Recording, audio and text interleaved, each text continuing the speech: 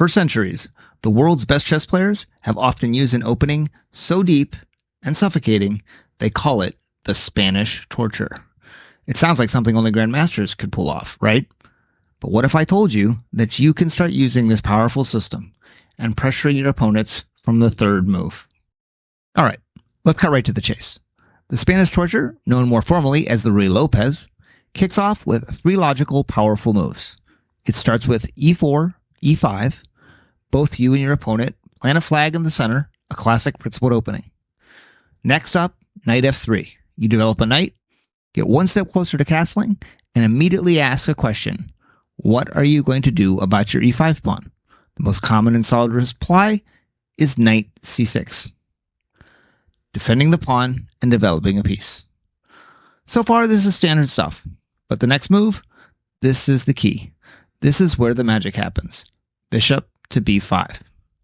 That's the entire secret. e4, e5, knight f3, knight c6, and bishop b5. This is the starting position of the Ruy Lopez.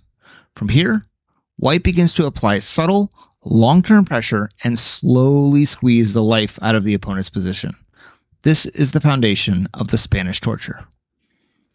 Now, you might look at this and ask, what's the big deal? Can't black just kick the bishop away? It's a fair question. The genius of bishop b5 isn't about landing an immediate knockout. It's about creating long-term strategic problems for your opponent. The bishop on b5 attacks the knight on c6. Why does that matter? Because the knight is the only defense of black's central e5 pawn. By attacking the defender, you're putting indirect pressure on black's whole setup. You're not even trying to win the e5 pawn right away. No. The idea of bishop b5 is far more profound. It's about control. You develop a piece to an active square, prepare to get your king to safety by castling, and create a nagging threat that black has to think about on every single move. The pressure is like a slow burn. It doesn't roar at first, but it gets hotter and hotter. This is why it's called the Spanish torture. It feels like you're slowly tightening the screws. So, you've played b5 and put the ball in your opponent's court. By far the most popular response from beginners to world champions is a6. This move, the Morpheus defense, asks you a question. Capture or retreat? While capturing on c6 is perfectly good, we'll look at that a bit later. The classic move is bishop a4. You just retreat the bishop, maintaining the pin and keeping the pressure on the c6 knight. You're basically telling your opponent, sure, you can poke at my bishop, but the problem hasn't gone away. Your opponent will almost always continue with knight f6, developing a piece and attacking your e4 pawn. Seems like you have to drop everything to defend it.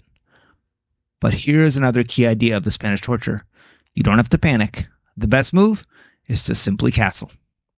You calmly tuck your king away and connect your rooks.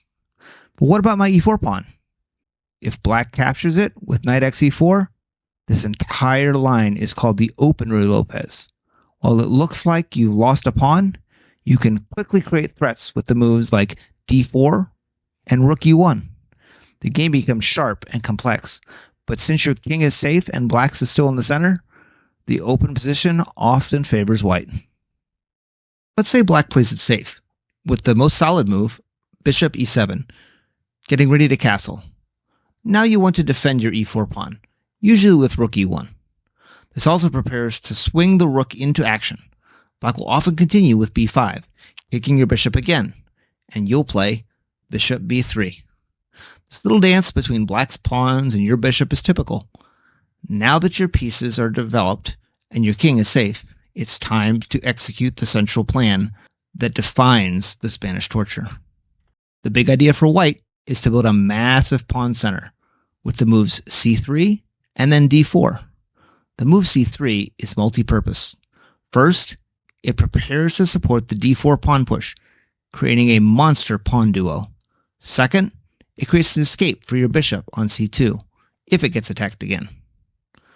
Once you play c3 and follow up with d4, the position often breaks open in your favor. Your central pawns control tons of space, your pieces get open lines for attacks, and black is often left scrambling to get untangled. This is the moment the torture really pays off, as the early pressure from bishop b5 transforms into a real, space-grabbing advantage. Another classic idea you'll see is the famous knight walk. Knight b1, d2, f1, and g3. This long-winded journey repositions the knight to a killer square on g3, where it supports the center and gets ready to join the kingside attack. What if you want something a bit more direct? A little less slow torture, a little more immediate pain. Let's rewind to move 4. Instead of retreating, you can play the exchange variation. Bishop takes c6. By capturing the knight, you give black doubled pawns.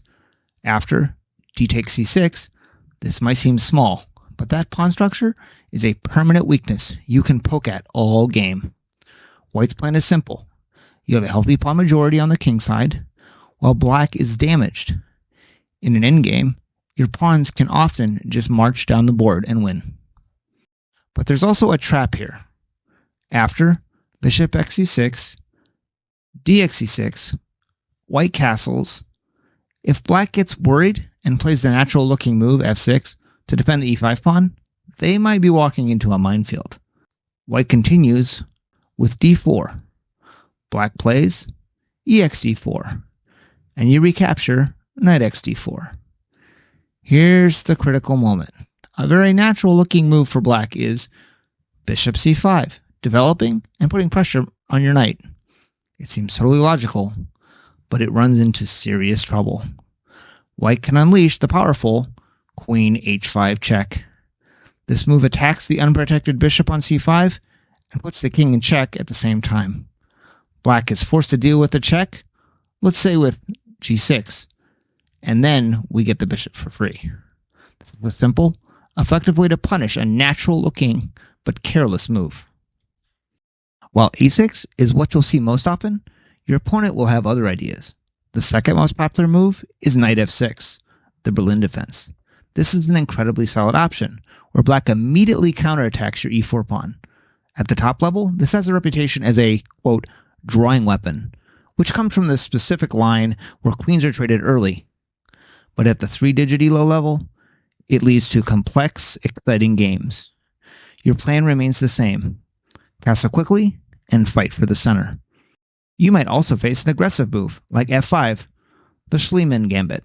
Here, black is trying to start a tactical street fight from the get-go. The key is not to panic. Accept the challenge, keep your king safe, and use your superior development to navigate the chaos. No matter what black plays, the core idea of the Ruy Lopez are your guiding light. Control the center, develop your pieces, and use this slow, grinding pressure to squeeze your opponent. So there you have it. The secret to the Spanish torture isn't a secret at all. It starts with just 3 moves: e4, e5, knight f3, knight c6, and bishop b5. This opening has been a trusted weapon for the greatest players in history for nearly 500 years because it's based on timeless strategic principles. You create pressure, you prioritize king safety, you build a powerful center, and you slowly, methodically improve your position until your opponent cracks. Now you know the plan. Try out the Spanish torture in your next game and let me know how it went in the comments below. Also, don't forget to like the video and hit that subscribe button so you don't miss out on more tips and tricks to help you win more games. Thanks for watching, and I'll see you on the next one.